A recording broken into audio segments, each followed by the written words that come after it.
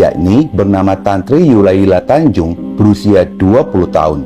Warga Jalan Handayani, Huta 5, Nagori Karanganyar, Kecamatan Gunung Maligas, Kabupaten Simalungun, Sumatera Utara.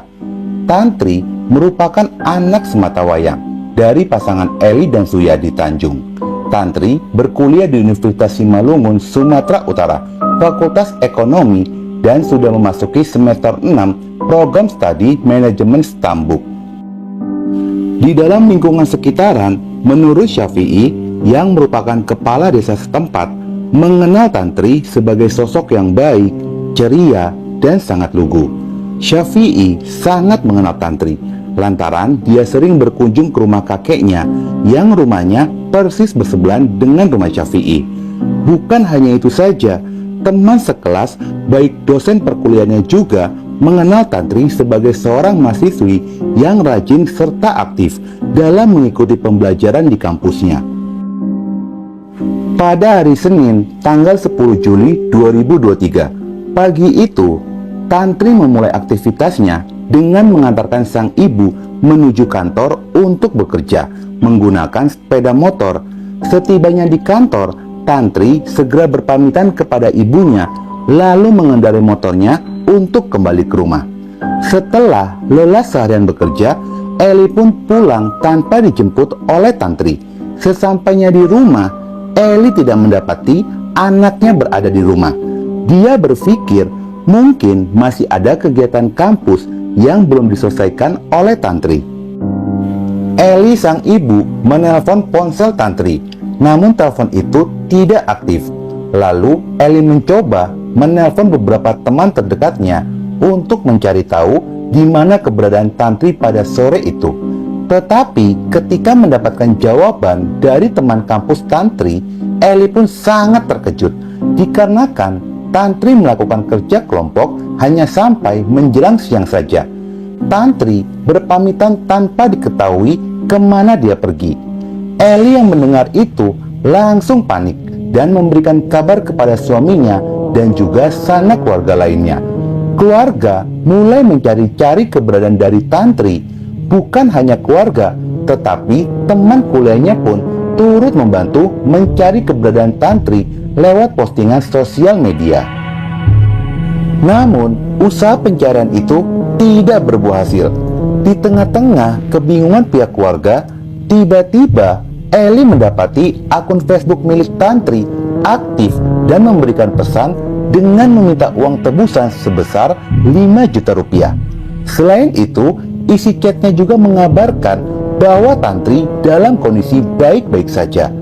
Eli hanya menjawab di mana orang tersebut menyembunyikan Tantri. Namun, akun tersebut kembali tidak aktif lagi. Pihak keluarga semakin yakin jika Tantri dalam kondisi bahaya. Pada hari Kamis, tanggal 13 Juli 2023, keluarga melaporkan kejadian itu ke Polsek Bangun tentang laporan orang hilang. Sehari setelah pelaporan itu, pada hari Jumat, tanggal 14 Juli 2023, sore harinya, ada salah satu keluarga tidak sengaja melihat sebuah motor yang melintas di hadapannya. Motor itu yang biasa digunakan oleh Tantri. Sontak saja dia pun langsung melaporkan tentang temuan itu kepada orang tua Tantri dan menceritakan jika dirinya baru saja melihat Honda Vario hijau milik Tantri sedang digunakan oleh seorang pria. Dari temuan itu, Eli dan Suyadi segera melaporkan kembali ke pihak kepolisian. Polisi yang mendapatkan laporan tentang penemuan motor Tantri segera melakukan penyelidikan. Pihak kepolisian mulai menelusuri CCTV yang ada di berbagai titik. Setelah beberapa jam melakukan penyelidikan, pada tanggal 15 Juli jam 3 dini hari, polisi berhasil mengamankan seorang pria yang diduga telah membawa motor Tantri pada sore itu. Dia adalah Arya Lesmana, berusia 20 tahun, warga kota Pematang Siantar. Saat diinterogasi, Arya pun tidak bisa mengelak lagi lantaran sudah ada barang bukti motor milik Tantri berada di tangannya. Pada awalnya, Arya tidak mengakui perbuatan itu. dengan berbagai alasan. Namun setelah didesak terus-menerus oleh polisi, akhirnya Arya mengakui jika dirinya adalah orang terakhir kalinya bersama dengan Tantri. Dan mirisnya, Arya mengakui telah menghilangkan nyawa Tantri dan menyimpan tubuh Tantri di kawasan air terjun Dolok Merawan. Latar belakang Arya itu merupakan seorang pekerja pabrik tahu yang jam kerjanya tidak menentu, atau bisa dikatakan sebagai pekerja serabutan. Setelah habis sisa itu ada semacam titik temu gitu. Ternyata si pelaku dapat gitu, walaupun mungkin belum mengaku gitu. Cuman barang bukti dan sebagainya itu sudah ada di dalam rumah si pelaku gitu. Cuman waktu itu pelaku belum mengaku kalau itu memang barang si korban gitu kan. Ternyata setelah dipanggil polisi, dicocokkan barang-barangnya dan ditekanlah supaya mengaku, akhirnya dia mengaku. Selain itu, Arya ini merupakan anak broken home yang hanya tinggal sendirian di rumah, sedangkan orang tuanya dirantau perapat. Ditambah lagi pergaulannya pun tidak diawasi, yang membuat kehidupannya semakin tidak terarah. Tertangkapnya pelaku Arya terungkap jika Arya adalah mantan kekasih dari Tantri. Dia mengenal Tantri lewat akun sosial media sekitar bulan Oktober 2022. Dari sanalah mereka intens berkomunikasi. Dari komunikasi itu adanya kecocokan di antara mereka. Akhirnya mereka pun menjalin hubungan pacaran.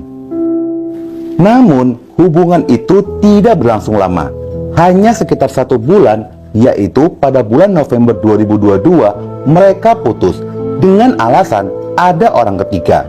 Mereka pun saling tidak berkomunikasi atau lost contact selama beberapa bulan selanjutnya.